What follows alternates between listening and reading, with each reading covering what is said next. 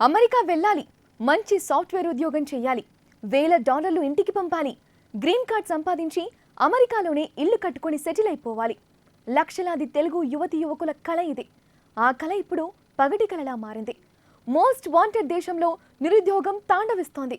ముఖ్యంగా ఇండియా వంటి దేశాల నుంచి వెళ్లే వాళ్లకు నో వేకెన్సీ బోర్డులు దర్శనమిస్తున్నాయి. లక్షల అప్పు చేసి వెళ్లిన వాళ్ళు ఉద్యోగమో రామచంద్ర అని అలమటిస్తున్నారు. యుఎస్ లో ఇప్పటికే పనిచేస్తున్న భారతీయుల ఉద్యోగాలు కూడా ఊడిపోతున్నాయి. ఉద్యోగాలకు కేర్ ఆఫ్ అడ్రస్ అయిపోయిన అగ్రరాజ్యం ప్రస్తుతం కనీ విని ఎరుగని నిరుద్యోగ సంక్షోభాన్ని ఎదుర్కొంటోంది. గూగుల్, మైక్రోసాఫ్ట్ వంటి మల్టీనేషనల్ కంపెనీలు ఇప్పటికే వేల మందిని ఇంటికి పంపాయి. మరికొన్ని వేల ఉద్యోగాలను కోసేయడానికి రెడీ అవుతున్నాయి. జాబ్స్ పోయిన ఇండియన్లు, అసలు జాబే లేని ఇండియన్లు హోటళ్లు, సూపర్ మార్కెట్లలో చాలీచాలని జీతాలకు పనిచేస్తున్నారు. దుర్మార్గుల దాడుల్లో కొందరు బలవుతున్నారు. ఏపీలోని బాపట్లకు చెందిన గోపీకృష్ణ ఉదంతం దీనికి తాజా ఉదాహరణ. జాబ్ కోసం అగ్రరాజ్యానికి వెళ్లిన గోపీకృష్ణ టెంపరరీగా ఓ సూపర్ మార్కెట్లో పనిచేశాడు.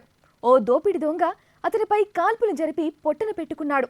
అమెరికా ఆర్థిక మాధ్యమంలో చిక్కుకుపోవడంతో కొత్త జాబ్స్ దొరకడం లేదు. పరిశ్రమలకు ప్రభుత్వం నుంచి సాయం ఆగిపోవడంతో యాజమాన్యులు ఉద్యోగులను తగ్గించుకుంటున్నాయి. దీంతో ఇప్పుడే చదువు పూర్తి చేసుకున్న వాళ్లతో పాటు జాబ్ హోల్డర్ల జీవితాలు కూడా అగమ్య గోచరంగా తయారయ్యాయి. ఇండియాలో చదివిన వాళ్లకే కాదు, అమెరికాలోని ప్రతిష్టాత్మక యూనివర్సిటీలో ఎంఎస్ కంప్యూటర్స్ చదివిన వాళ్లకు జాబ్స్ దొరకడం లేదు. 10-15 ఏళ్ల జాబ్ ఎక్స్పీరియన్స్ ఉన్న పోస్ట్ గ్రాడ్యుయేట్లు కూడా జాబ్స్ కోసం కంపెనీల చుట్టూ బూట్లు అరిగేలా తిరుగుతున్నారు. వీళ్లలో H-1B వీసా ఉన్న వాళ్ళు కూడా ఉన్నారంటే నమ్మక తప్పదు. లక్షల జీవితాలు, లగ్జరీ ఇళ్లు, లగ్జరీ కారు గత చరిత్రగా మారిపోతున్నాయి. చిన్న ప్లాట్లకు మారి వెయిటర్లుగా, సేల్స్ అసిస్టెంట్లుగా, గ్యాస్ స్టేషన్ హెల్పర్లుగా మారిపోతున్నారు.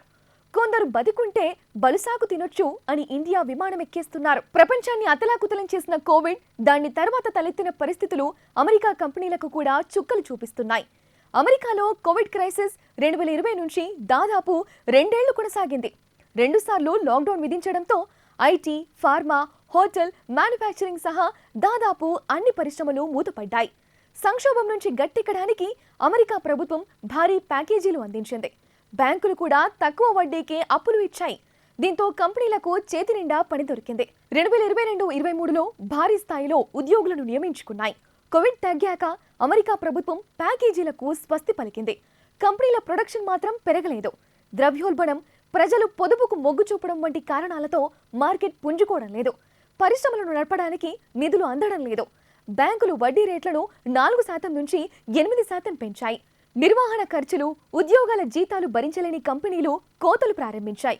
కొన్ని కంపెనీలు జీతాలకు కోత పెట్టాయి. అమెరికన్ల ఉద్యోగ భద్రతకు ప్రాధాన్యమిచ్చే కంపెనీల్లో విదేశీ ఉద్యోగుల పరిస్థితి మరింత దయనీయంగా మారింది. మన దేశం నుంచి 2022-23 సంవత్సరంలో 2 లక్షల మంది జాబ్స్, చదువుల కోసం అమెరికా వెళ్లారు. వీరిలో తెలుగు విద్యార్థులే 50,000 మంది. గతంలో ఎంఎస్ చేసిన వాళ్లలో 85% మందికి ఉద్యోగాలు వచ్చేవి. ఇప్పుడు వీరిలో సగం మందికి కూడా జాబ్స్ దొరకడం లేదు. అమెరికా నివాస నిబంధనలు కఠినంగా ఉండటంతో తలదాచుకోవడానికి కూడా ఇబ్బంది పడుతున్నారు. ఎంఎస్ పూర్తి చేసిన వాళ్లకు అక్కడి యూనివర్సిటీలు ఆప్షనల్ ప్రాక్టికల్ ట్రైనింగ్ I-20 పత్రాన్ని జారీ చేస్తాయి. ఇది మంజూరైన నెల రోజుల్లో ఎంప్లాయ్మెంట్ ఆథరైజేషన్ డాక్యుమెంట్లకు అప్లై చేసుకోవాల్సి ఉంటుంది. ఆ డాక్యుమెంట్ వచ్చిన 3 నెలల్లోగా ఏదో ఒక ఉద్యోగం చేరాలి, లేకపోతే అమెరికా నుంచి వెళ్లిపోవాలి. అప్పుసప్పు చేసి అమెరికా వెళ్లిన భారతీయ విద్యార్థులు ఇంటికి రావడం ఇష్టం లేక పార్ట్ టైం జాబ్స్ చేస్తున్నారు. వాటి కోసం కూడా విపరీతంగా పోటీ ఉండటంతో అమెరికన్ నిరుద్యోగులు విదేశీయులపై ద్వేషం పెంచుకుని దాడులకు పాల్పడుతున్నారు. అమెరికా రిసెషన్ మరో ఏడాది పాటు కొనసాగే అవకాశం ఉందని భావిస్తున్నారు. వచ్చే ఏడాది కొత్త ప్రభుత్వం ఏర్పాటు కానుంది. రిపబ్లికన్ల అభ్యర్థి డొనాల్డ్ ట్రంప్ మళ్లీ గెలిస్తే ఆర్థిక మాధ్యమానికి చెక్ పెడతారని చెబుతున్నారు. ట్రంప్ గతంలో అధ్యక్షుడిగా చేసినప్పుడు పరిశ్రమలకు స్పెషల్ ప్యాకేజీలు ప్రకటించారు. నిరుద్యోగం కేవలం అమెరికా కంపెనీల సమస్య మాత్రమే కాదు, ప్రపంచవ్యాప్తంగా ఐటీ, మ్యానుఫ్యాక్చరింగ్ రంగాలు సమస్యల్లో చిక్కుకున్నాయి. ఈ ఏడాది ప్రపంచ ఆర్థిక వృద్ధి రేటు 3% దాటకపోవచ్చని అంచనా. దేశాలు సంస్కరణలు చేపట్టి పరస్పరం సహకరించుకోవడం, వాణిజ్య వివాదాలు పరిష్కరించుకోవడం ద్వారా ఆర్థిక సంక్షోభాన్ని గట్టెక్కొచ్చని నిపుణులు సూచిస్తున్నారు.